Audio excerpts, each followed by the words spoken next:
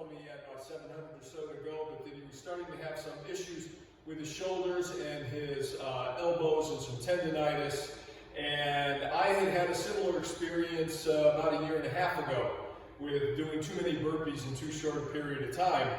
And I discovered what my problem was, and so I just wanted to give George, it's easier to show him rather than to write it all down and try and describe it that way. So, here's the way that I do burpees, call them old man burpees.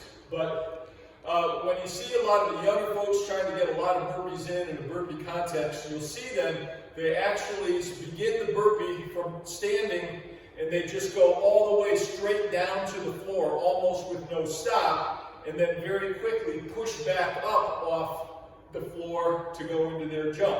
And I'll show you those in a minute. The challenge I had with that is that you have so much momentum going down that when you then turn and try and push up, there's a lot more stress on the shoulder. And for me, it came pretty close to me tearing a rotator cuff. So this is the way that I was doing them. I was doing 100 burpees, 1 every minute for five burpees in a minute for 20 minutes. And I really did some damage to my shoulder. And this is the way that I was doing them. Coming down, very quick transition on the ground.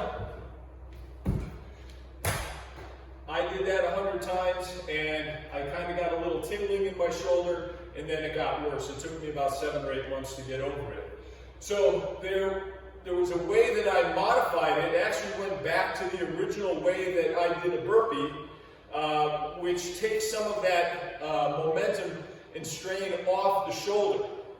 So when you start out a burpee, you come down and you go right into the high plank position and make a point of stopping right here.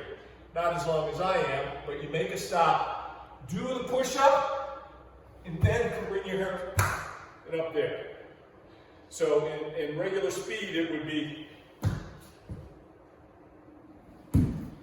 I found that when my shoulder healed, I started doing them that way, it worked out. Now, while your shoulder is hurting, you can't just keep pounding out the burpees and try and push through it, because you will hurt your shoulder even more.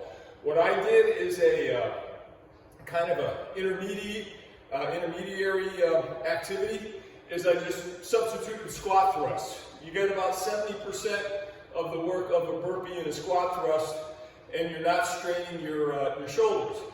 And if you didn't have this in your grammar school PE class, the squat thrust is simply down, here, back, and up. Down, here, back, and up. The distinguishing factor is it's a distinct, separate movement, each step of the burpee or each step of the squat thrust. George, good luck with the rest of your challenge. I hope that's helpful. It helped me out, and I'm back to doing burpees, but I always do them in that one step at a time, 4 to 5 distinct moves.